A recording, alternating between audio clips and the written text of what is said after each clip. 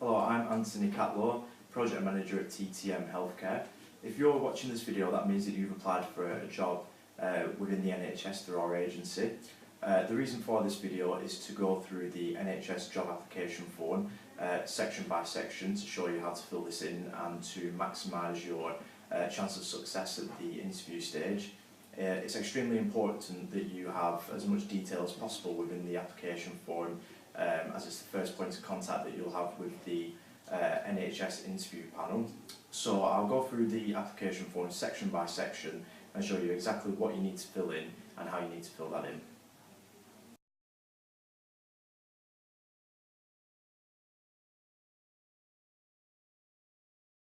Okay, so the NHS job application form is broken down into 16 pages, and for the purpose of this video I've broken that down into 4 sections, which is personal details, education and employment history, and supporting information, which is probably the most important part of this application form, and finally references. So to start with personal details, at the very top of the form you'll find a job reference number. This will always be TTM Healthcare, and underneath that will be job title, which will always be Band 5 Nurse. And then underneath this, you will find department, which you can leave blank for now as you don't have a specific department that you will be deployed to within the NHS just yet. So, next part is the actual personal details. Family name, just for any confusion, that is your surname, the name that you have, which is your family name. First names, which includes any middle names. Name in which registered with a professional body. So this is the body, the nursing body, which you are covered under within your country at the moment. If you're not currently working under a nursing body, then you can leave this blank.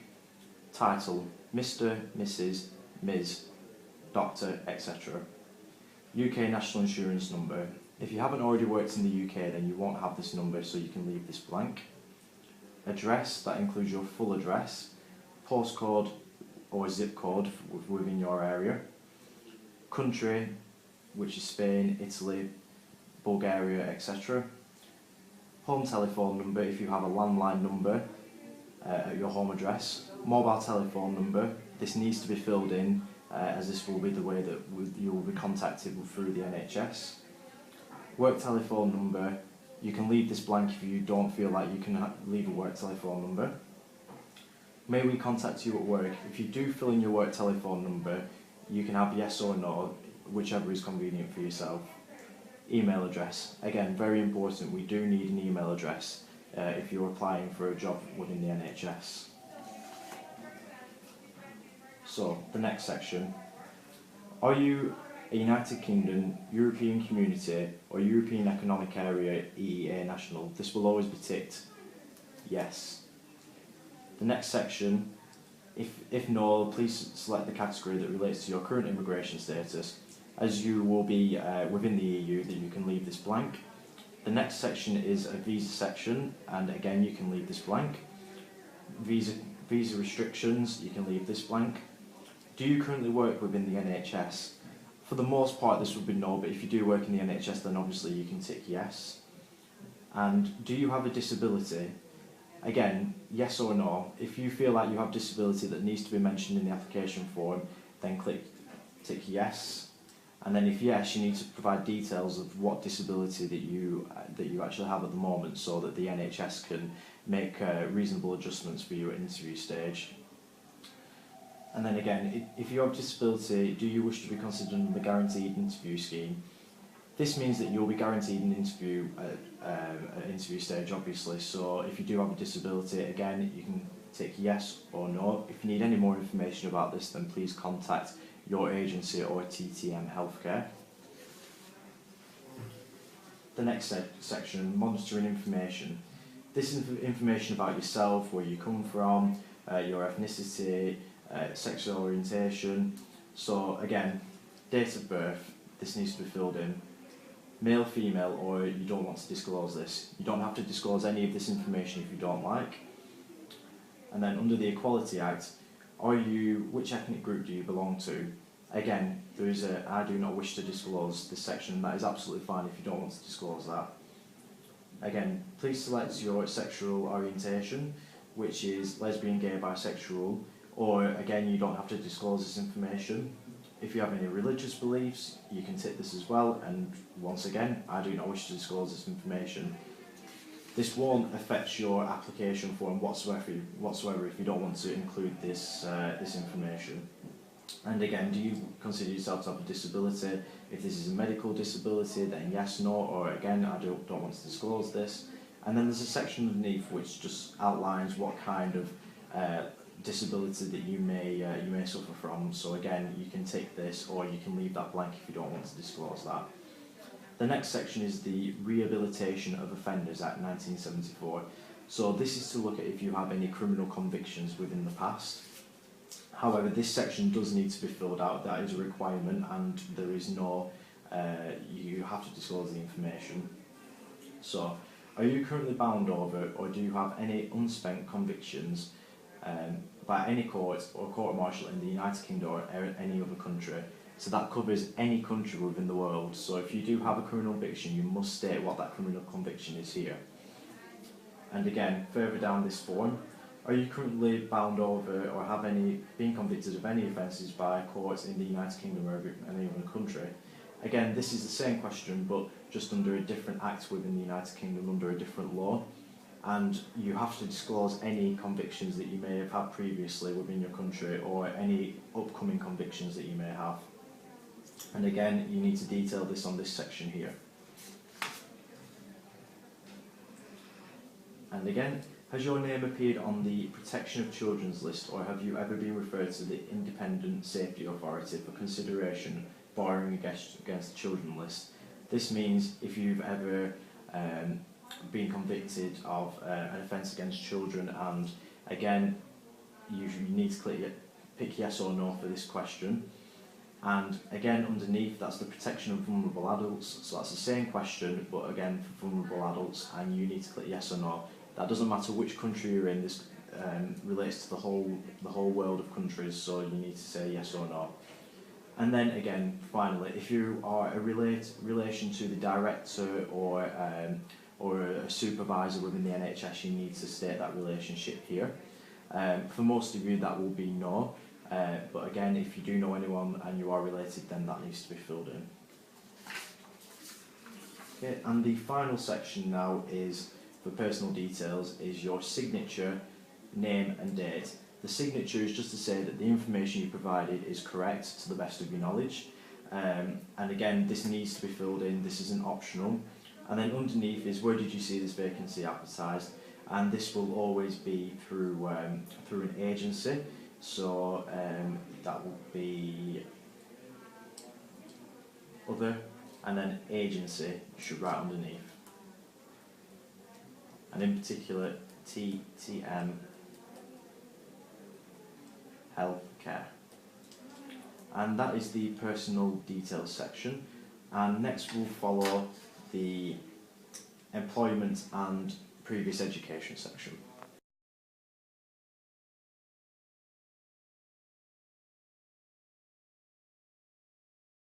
Okay, so you should now be on page 8 of 16 of the application form, and this section now is the previous education and employment history. Again, you'll see at the top of the page the job reference number again, like you saw on the first page of the personal details. And once again, the job reference number is TTM Healthcare, that will always be TTM Healthcare. The job title is Band 5 Nurse, and again, you leave department blank because you haven't been assigned to a department within the NHS just yet. So the first question is asking you for your previous professional qualifications. So the only qualification that you should be adding to this section is your nursing degree.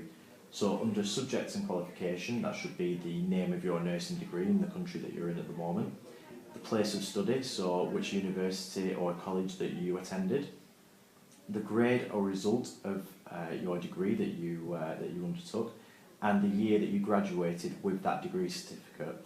It's very important that all 4 parts of this are filled out correctly. So the next section is training courses attended.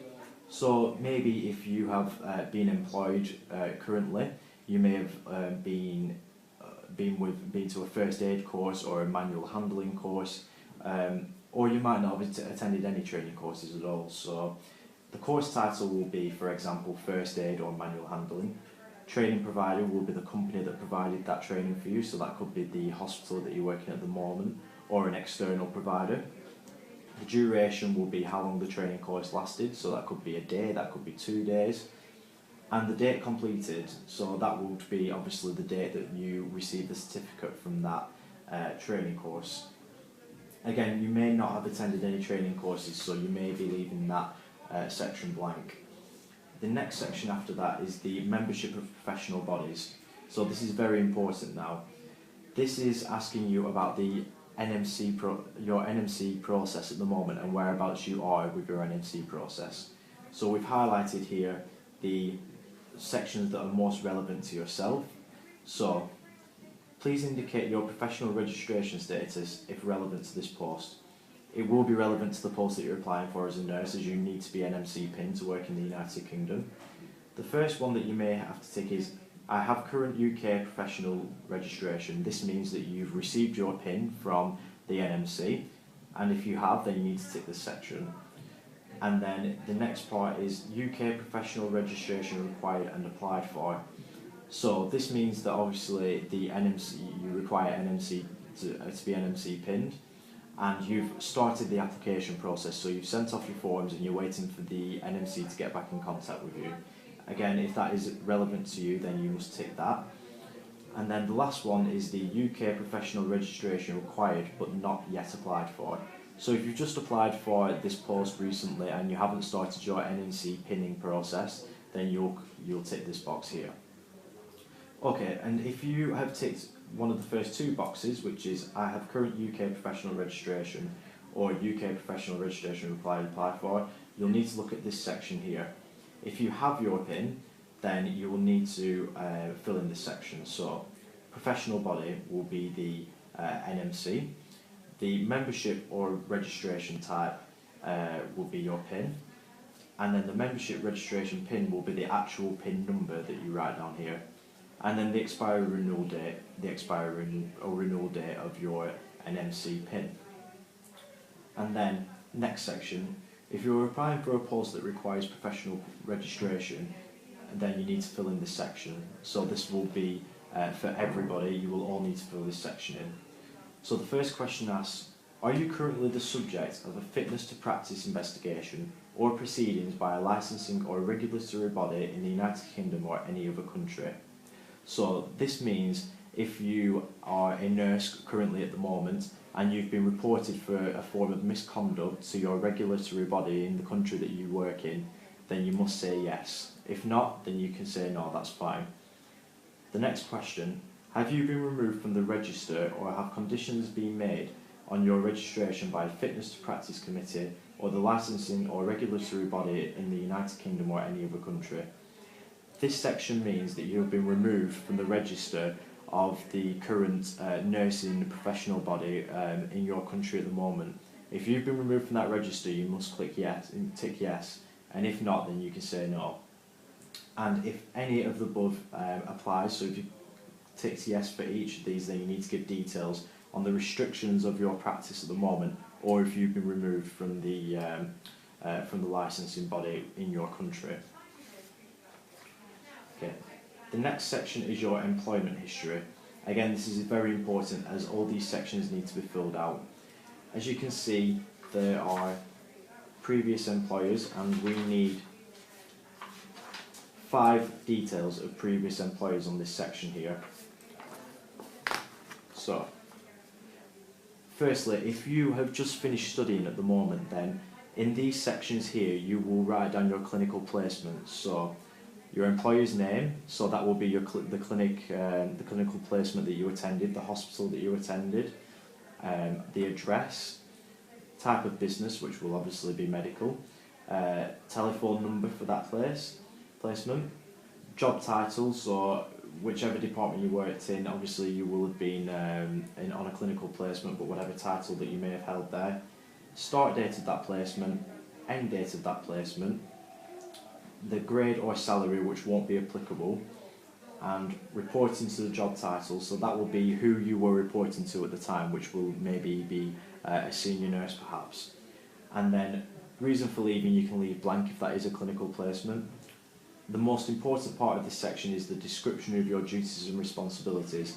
So think back to that placement and think back to your day-to-day job, what you did, who you were responsible for, who you were responsible to, and fill out this information and what role did you play within that hospital. Again, that's if you've recently graduated from university. If not, then we'll require actual employment history in this section and actual employment history in these sections. And if you only have maybe one or two previous employers, then you will fill in the rest of the sections with clinical placements. So for example, you may have a hospital here that you've worked with, a hospital here, but they're the only two hospitals that you will have worked for. So these sections will then go to be placed to clinical placements, and you will fill clinical placements out within the rest of these sections. And again, very similar to what I've just explained there. So that would be the employer's name, the hospital that you worked at, the address, type of business, which would be medical, telephone number of the hospital that you worked for, your job title. So if you weren't on a clinical placement and you were employed, that would be a nurse, and within what speciality that you worked in, or if you were a general nurse, start date of that employment and the end date of that employment, and the grade that you're on. So that this may be the grade in your current country at the moment, or a salary would also be required there. Reporting to, that will be who your supervisor was, who your senior was, and the notice. If you're currently still working there at the moment, then that's the notice period you need to give. That means how much time do you need to work there before you can leave, before you hand in your notice. And then again, reason for leaving. If you are leaving that post, you need to tell us why you're leaving that post. So the way that this works is you need to start with your most current employer to begin with, and then your previous employer, and so on. Okay. And then the final section of the education and employment is please add additional employers' information on a separate sheet, which is if you have more than 5 employers, then you must add them onto a separate sheet. And then the very, very final section is if you have any gaps within your employment history, please state these below and indicate what you were doing within these periods. So if you did experience a period of unemployment, then you must write this here in this section, and you must explain that if you were unemployed, what you were doing at the time, if you attended any additional education courses, if you were voluntary working, you must explain what you were doing with your time between employment there. So that's the final section of the education and employment, and we'll now move on to the supportive information section.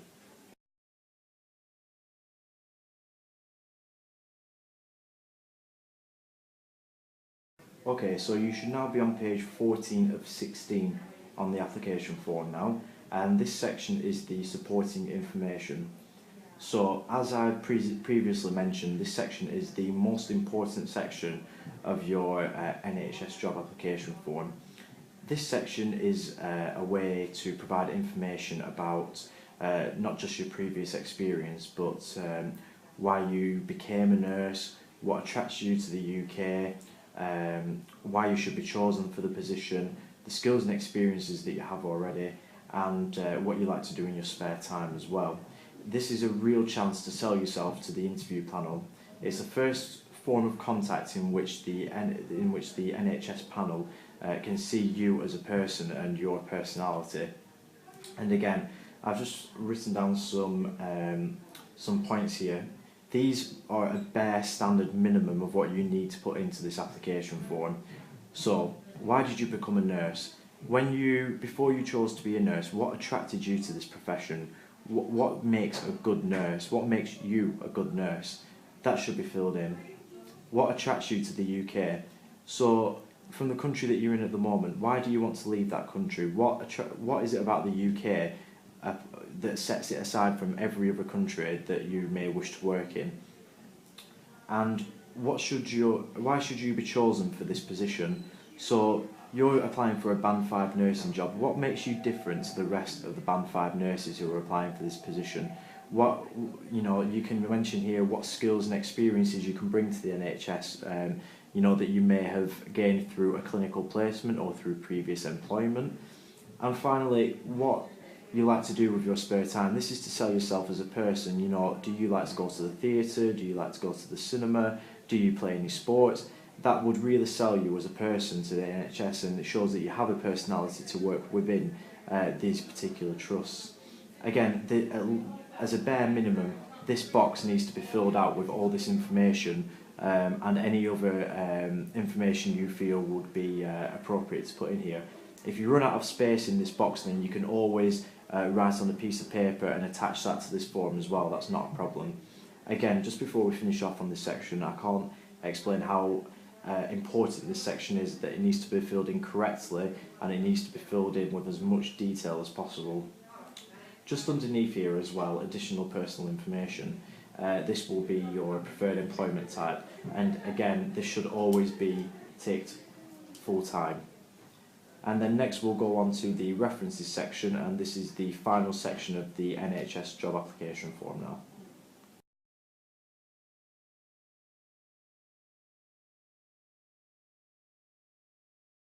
Okay, so you should now be on the reference section of your NHS job application form, which is page 15 of 16. For the references, we need a minimum of 2 references to cover a period of 3 years.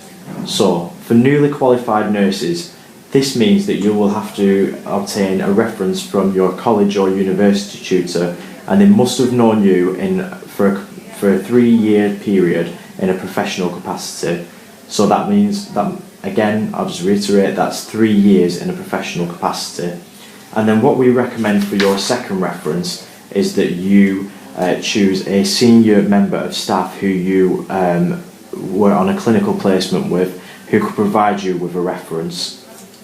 If it's in employment at the moment, then we need to see references from employers covering a 3-year period. So any employers, if you've been employed 4 times within the last 3 years, we need a reference from every single one of them employers. And again, that will need to be your senior within the place that you've been employed, whether that be a hospital or any other profession.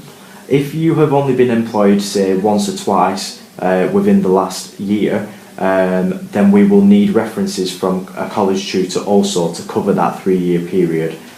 So, just to reiterate again, that's a minimum of 2 references, it can be more, covering a 3-year period.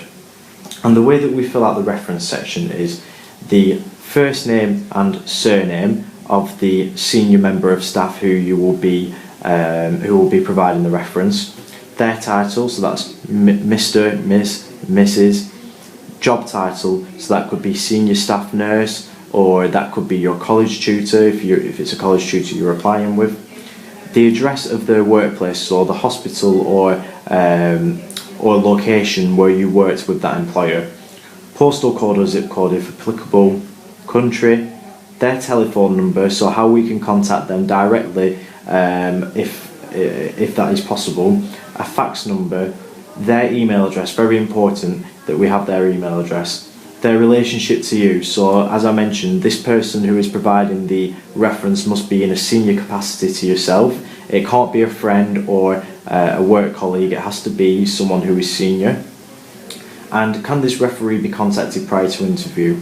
So for applicants who are newly qualified, that should always be ticked yes. But for applicants who are currently employed at the moment and you're providing a reference from your current employer, you may tick no for this section, but we will be contacting them after the interview process if you are successful. So that's now the NHS job application form complete. There should be enough information in your application form now to secure you a successful interview. If you have any questions or need any more details about the NHS job application form, then please contact the agency who you applied with, or failing that, then don't hesitate to contact us at TTM Healthcare. Thank you for watching this video, and we wish you all the best success at interview stage.